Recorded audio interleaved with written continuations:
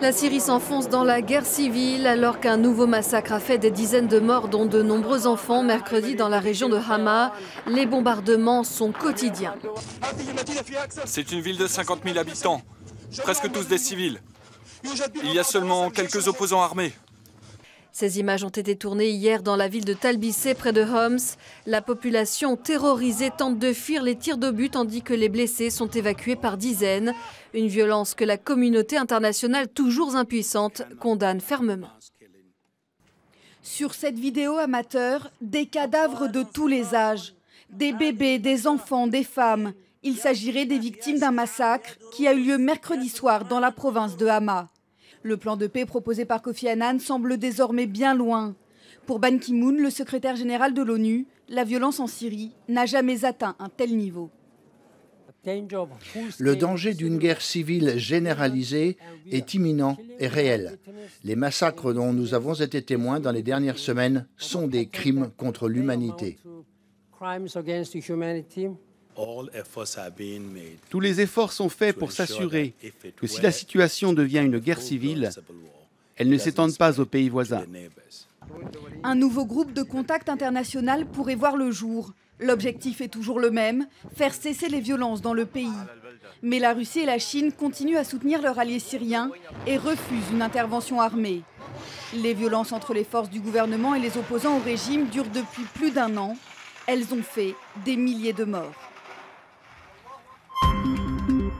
Des nouvelles rassurantes concernant les 6 otages français au Sahel. Selon le président nigérien Mamadou Issoufou, qui s'est confié à nos confrères de France 24, ils seraient vivants et en bonne santé.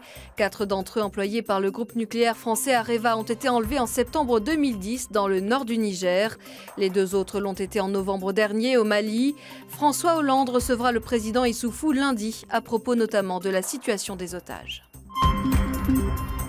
Il y a 1 an, presque jour pour jour, l'affaire avait ému la France entière. Le corps à demi calciné de Marie-Jeanne Meyer était retrouvé dans la campagne ardéchoise.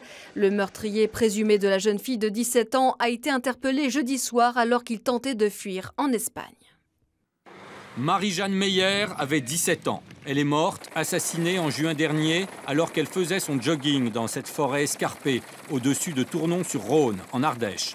Après 3 jours de recherche, son corps calciné avait été retrouvé dans cette fosse, difficile d'accès. Sa mort avait suscité une émotion considérable. C'est une famille anéantie. C'est une ville qui est meurtrie. Et c'est une population qui est solidaire de cette famille. Ouais.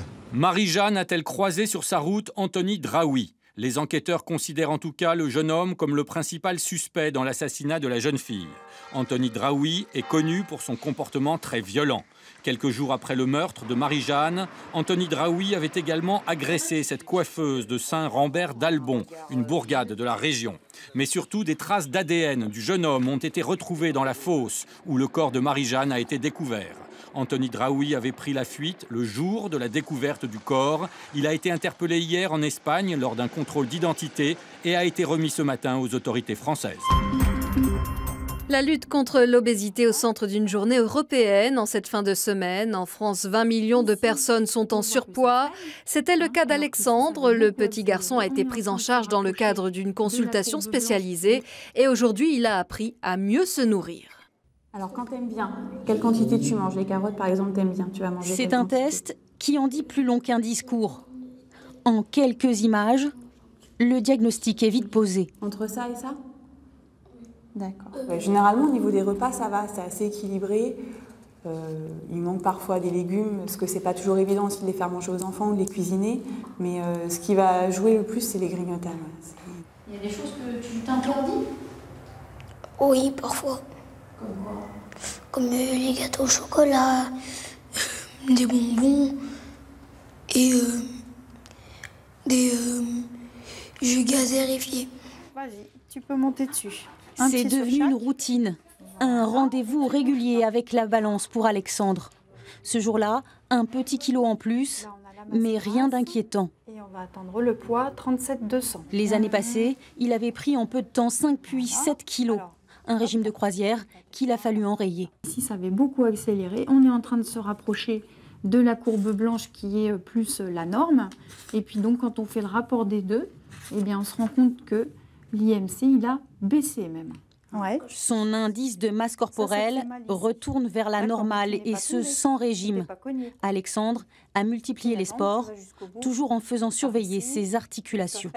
Notre but, il est vraiment de supprimer ou réduire certaines choses qui auraient pu être faites en excès, mais c'est vraiment que le superficiel. En gros, c'est les jus de fruits, les bonbons et les grignotages. Mais le reste, ils mangent tout à fait normalement. Notre but est d'augmenter la dépense énergétique pour brûler plus de calories et donc leur donner une meilleure santé. Et quand la jambe est derrière, va-t-on loin devant. Judo, foot et multi-activités avec sa mère. L'occasion de bouger en famille, mais avec un éducateur sensibilisé au risque de l'activité physique avec du surpoids. Mais la révolution pour la famille s'est faite dans les placards. C'est rempli, mais on met le strict minimum. Plus de biscuits, plus de tentations pour grignoter, juste conserver le plaisir au sein du repas.